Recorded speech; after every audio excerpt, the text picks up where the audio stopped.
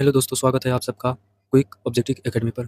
आज हम फिर से लेके आए हैं बायोलॉजी क्लास 9 बायोलॉजी का। और इसमें ऊपर पे दिखाई दे रहा होगा जीवन मौलिक की इकाई biology class 9 NCERT part 3 part 1 part 2 मैंने डाल चुका हूँ और यहाँ पे पार्ट 3 है। अगर आप किसी भी जॉब की तैयारी कर रहे हैं तो आपके लिए ये सब क्वेश्चन एनसीईआरटी बुक से निचोड़ है, तो आपके लिए ज़्यादा फायदेमंद होने वाला है। तो यहाँ पे दोस्तों आपको फिजिक्स, केमिस्ट्री, बायोलॉजी तीनों सब्जेक्ट का मिलेगा और यहाँ 9 का नहीं बल्कि 9, 10, 11, 12 अगर इसके बाद कमेंट आएगा कि 6, 7, 8 का भी तो वो भी लेके आएंगे। तो पहले हम 9, 10, 11, 12 का कंप्लीट करेंगे, फिजिक्स, केमिस्ट्री, बायोलॉजी। हो सकेगा तो हिंदी भी लेके आएंगे और यहाँ पे हर चीज़ आपको मिलेगा। तो दोस्तों अभी तक चैनल को सब्सक्राइब नहीं किया है तो प्लीज़ पहले चैनल को उसका सब्सक्राइब कर लीजिए और फिर बेल आइकन को दबाना मत भूलिए, ताकि हम कोई भी एनसीईआरटी ऑब्जेक्टिव अपलोड करें सबसे पहले आप तक पहुँचे। ठीक है, तो चलिए स्टार्ट करते हैं यहाँ से। और आप सब भी मिलाते चलिए कि आप लोग कितना सही करते हैं, कितना गलत करते हैं। तो देखते हैं 44 नंबर की क्वेश्चन क्या है। पौधे पौधों में गैसों का आदान-प्रदान किस क्रिया द्वारा होता है? तो ये दोस्तों विसरण द्वारा होता है। Option B is the right answer.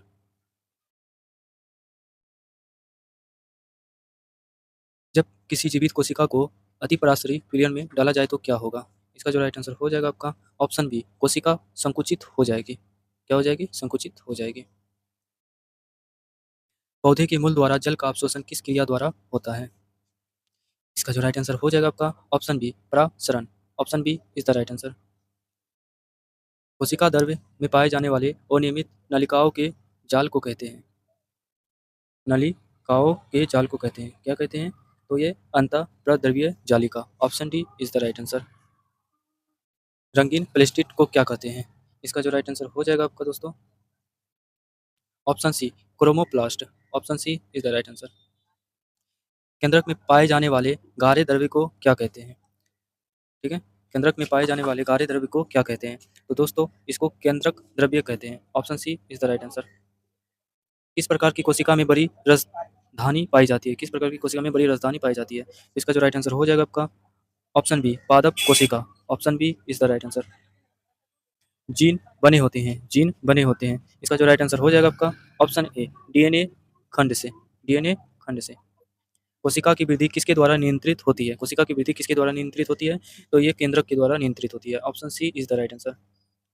कोशिका वृद्धि होती है, कोशिका वृद्धि होती है। चलिए ऑप्शन देखते हैं। इसका जो राइट आंसर हो जाएगा आपका ऑप्शन बी, प्रागम्य। कोशिका में लाइसोसोम की अनुपस्थिति में कौन सा कार्य संपादित नहीं होगा?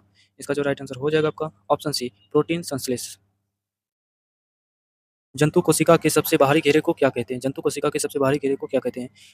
तो इसको कोशिका झिल्ली कहते हैं। Option B is the right answer. वैसे जीवों को जिनमें केंद्र झिल्ली नहीं पाई जाती है तो इसे क्या कहते हैं?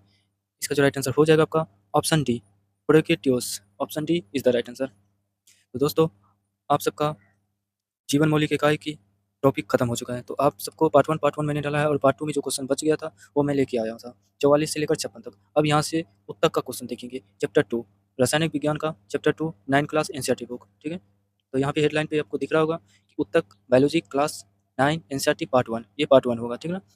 और अगर आप लोग को विश्वास नहीं है तो 9 क्लास का बुक लीजिए और साइंस का वहाँ पे देखिए कि बायोलॉजी में ये टॉपिक है या नहीं है, फिर जाके आप वीडियो देखिएगा। तो यहाँ पे आपको सारा ऑब्जेक्टिव निकाल के हम देंगे। थ्योरी तो आप पढ़ते ही हैं भैया, तो ऑब्जेक्टिव भी पढ़ लीजिए ताकि काम आ जाएगा। ठीक है, चलिए चैप्टर 2 उत्तक का फर्स्ट क्वेश्चन देखते हैं। मृदु तक की कोशिकाओं के बीच पाए जाते हैं। इसका जो राइट आंसर हो जाएगा आपका ऑप्शन ए, अंतर कोशिकीय स्थान। तो दोस्तों हम बता देते हैं कि यहाँ पे क्वेश्चन और आंसर करते जाएंगे ताकि आप पूरी तरह से जल्दी से देख लीजिए और समझाते जाएंगे तो यहाँ पे बहुत लंबा वीडियो हो जाएगा, आप लोग छोड़ के चले जाइएगा। तो ठीक है, यहाँ पे आपको क्वेश्चन और आंसर करते जाएंगे और आप लोग ध्यान से देखिए और याद कर लीजिए पूरा। ठीक है, चलिए 2 नंबर का क्वेश्चन देखते हैं। जिस मृदु तक की कोशिकाओं में हरित लवक पाया जाता है उसे क्या कहते हैं? इसका जो राइट आंसर हो जाएगा आपका ऑप्शन बी, प्रोलोनाइट।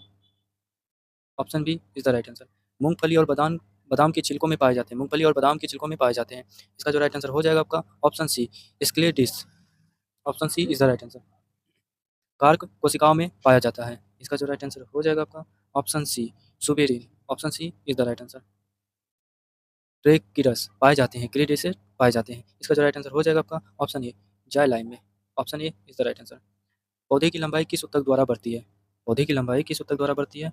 तो ये शीर्ष विभयोजक के द्वारा बढ़ती है। Option B is the right answer.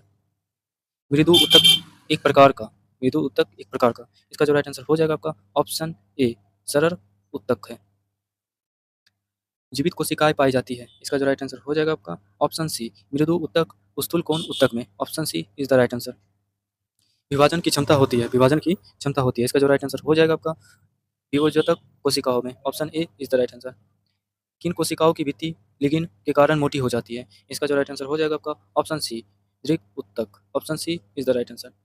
गैसों का विनिमय किसके द्वारा उत्पन्न गैसों का विनिमय किसके द्वारा संपन्न होता है? गैसों का विनिमय किसके द्वारा संपन्न होते हैं? तो चलिए ऑप्शन देखते हैं।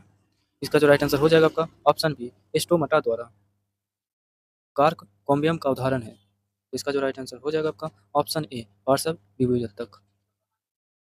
इनमें से किस पौधों में एलन काइमा पाया जाता है? इसका जो राइट आंसर हो जाएगा आपका ऑप्शन डी जल में प्लवन करने वाले पौधा। इनमें से कौन ऐसा सरल यांत्रिक उत्तक है जिसमें लिगिन नहीं पाया जाता है? इसका जो राइट आंसर हो जाएगा आपका option B chlorenchyma. Option B is the right answer. पौधे में सबसे लंबी कोशिका कौन है? पौधे में सबसे लंबी कोशिका कौन है? इसका जो राइट आंसर हो जाएगा आपका ऑप्शन डी रेसो fibre. Option D is the right answer.